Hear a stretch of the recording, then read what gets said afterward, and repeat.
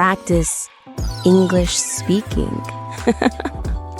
Hello, welcome to Practice English Speaking, the podcast where we help you speak English with confidence, have fun, and not fall asleep like you're in a boring classroom. I'm Anna. And I'm Jake. And yes, we are 100% a no boring classroom zone. We have snacks. Well, I have snacks. Anna does not share snacks. That is completely false. I share sometimes, when I'm in a good mood. Anyway, today, friends, we are talking about something that makes almost every English learner freeze like a statue. Oh yes, the most terrifying sentence in the English language. Tell me about yourself. Dun dun dun. Okay, but seriously, if you've ever heard those 5 words and your brain just went completely blank, you are not alone. That happens to so many beginners. It happened to me, and I'm a native speaker. Imagine being asked that in a job interview in a second language. That's brave. It is brave, and that's why today we are going to practice together, step by step, so you always have a great answer ready. By the end of this episode, you'll know exactly what to say, how to say it, and sound natural doing it. And we'll keep it super simple. No big words, no fancy grammar, just real, useful English, like how real people actually talk. Perfect. Let's go. Okay, Jake, let's start with the basics. Why is tell me about yourself so difficult for beginners? Ooh, great question. I think it's because it's so open. Like, where do you even start? Your name, your life story, your favorite color? Exactly. It feels like someone opened a door and said, the whole universe is in there. Go explore. And your brain says, I need directions, please. Yes, I want a map, a detailed map. So today, we give you the map. We're going to break the answer into 3 simple parts. Ready? Ready. Part 1, who you are. Part 2, what you do. Part 3, why you're here or what you want. 3 parts, easy, simple, powerful. Ooh, that sounds very professional, like a LinkedIn profile, but human. Exactly, LinkedIn, but with personality. Okay, let's look at each part. Part 1, who you are. This is the easy part. Just say your name and 1 or 2 basic things about yourself. Like, hi, my name is Jake. I'm from Canada, but right now I live in the United States. I'm 28 years old. Perfect. See? Short, clear, easy to understand. You don't need a long speech, just a few sentences. Now, I want to ask, do I need to say my whole life story here? Absolutely not. No one wants to hear about your great-grandmother's cooking, Jake. Okay, but my great-grandmother's cooking was legendary. She made this soup. Jake, focus. Right, sorry. Back to the topic. So, for part 1, just 2 or 3 sentences. Your name, where you're from, maybe where you live now. Simple. Got it. Short and sweet. Now, let's practice together. Imagine I'm meeting you for the first time. I say, hi, tell me about yourself. You say, Okay. Hi, my name is Jake. I'm from Canada, but right now I live in the United States. I'm 28 years old. Wonderful. See, listeners, that's it. That's part 1. You don't need to be perfect. You just need to be clear. And you know what's really cool? Even if you make a small mistake, it's okay. People understand. They're not grading your grammar. They want to know you. Yes, that's so true. People care about the message, not the grammar test. Okay, let's move to part 2.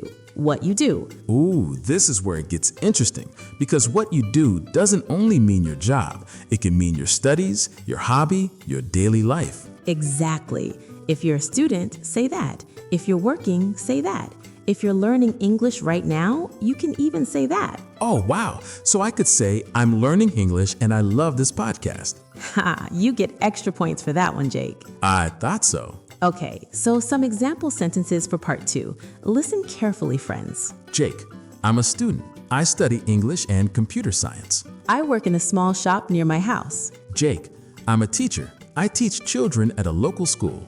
Right now, I'm learning English because I want better opportunities. All of these are perfect. Short, clear, real. And notice, no big vocabulary, no complicated grammar, just simple present tense. I am, I work, I study.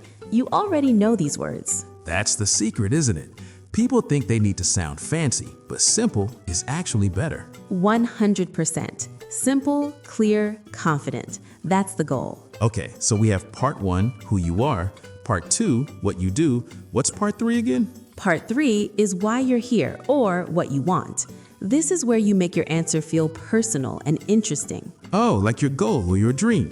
Exactly. This is the part that makes people remember you because everyone has a story. Everyone has a reason for doing what they do. So, for example, I'm learning English because I want to travel. I want to get a better job, so I'm studying English every day. My dream is to study abroad, so English is very important to me. I love English music and movies, so I want to understand them better. Beautiful. See how that last one about music and movies? That's so relatable. People immediately feel connected to you. I love that one because honestly, that's why I started learning Spanish. Bad telenovelas. We don't judge. Learning is learning. Okay, so let's put all 3 parts together now. Let's do a full example answer. Yes, let's do it. I'll be the interviewer. Jake, tell me about yourself. Clears throat. Okay. Hi, my name is Jake. I'm from Canada and I live in Toronto now. I work as a graphic designer and I love my job. Right now, I'm also learning Spanish because I want to travel to South America next year. It's my big dream. That was amazing. Did you hear that, everyone? 3 parts, 3 or 4 sentences each, total maybe 45 seconds. Short, clear, confident, and personal. And it feels natural, not like reading from a paper. Right, because when you practice a structure, when you know the 3 parts, it just flows. You're not thinking, what do I say next? You already know. That's such a good point. It's like driving a car. At first, you think about every little thing. After practice, you just drive. Exactly. And speaking of practice, let's do another example, this time for a student. Oh, good idea, because not everyone is working. Many listeners are students. Okay, I'll give the example this time. Imagine a student named Maria. Love Maria already. Hi, my name is Maria. I'm 20 years old and I'm from Brazil. I'm a university student. I'm studying business. In my free time, I love cooking and watching English TV shows. I'm learning English because I want to work for an international company one day. That's my big goal. Maria is inspiring. She has goals, she watches TV shows, she cooks. I want to be Maria's friend. Same. But do you see the structure? Name, background, what she does, what she loves, her goal. Simple, real, personal. And now, listeners, you try. Pause the video right now, write your own answer using the 3 parts. Part 1, who you are. Part 2, what you do. Part 3, your goal or dream. Write it, say it out loud, practice it 3 times. Yes, speaking out loud is so important, even if you feel silly, even if your cat stares at you like you're crazy. Especially if your cat stares at you. That means you're doing it right. That's the English learning cat method, patent pending. Okay, let's talk about some common mistakes beginners make when answering this question. Oh yes, mistakes. We love learning from mistakes. Mistake number 1, being too short. Just saying, my name is Anna, and then silence. Awkward silence. Oh no, the awkward silence, that's the worst. Don't be afraid to give a few sentences. Expand a little. The person wants to know about you. That's why they asked. Mistake number 2, being too long, going on and on and on and on. Yes, you don't need to explain your entire childhood. Keep it to about 45 seconds to 1 minute. Short enough to be interesting, long enough to be meaningful. The Goldilocks answer. Not too short, not too long, just right. Love that. Mistake number 3, using very difficult words to sound smart. Friends, please don't do this.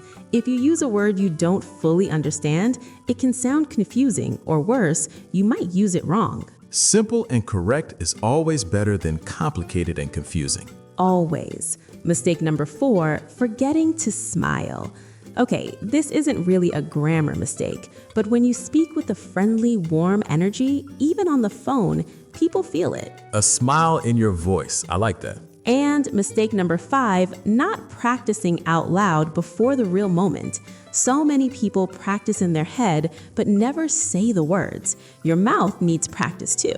Yes, your brain can know something perfectly, but your mouth needs to learn the feeling of the words, the rhythm, the sound. So, practice your tell me about yourself answer tonight, tomorrow morning, in the shower, on the bus, everywhere. The bus people will be impressed or confused, maybe both.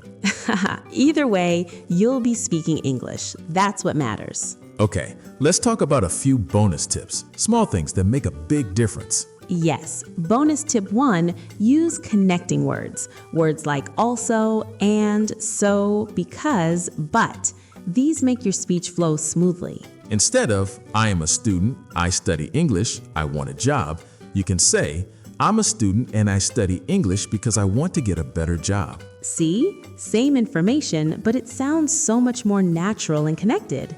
Bonus tip 2, show personality. Add one small personal detail, something that makes you, you. Like, I love coffee. I drink 3 cups every day. Or, I have 2 dogs and they are my best friends. Or, I enjoy hiking on weekends. Something small, something real, something that makes people think, oh, I like this person.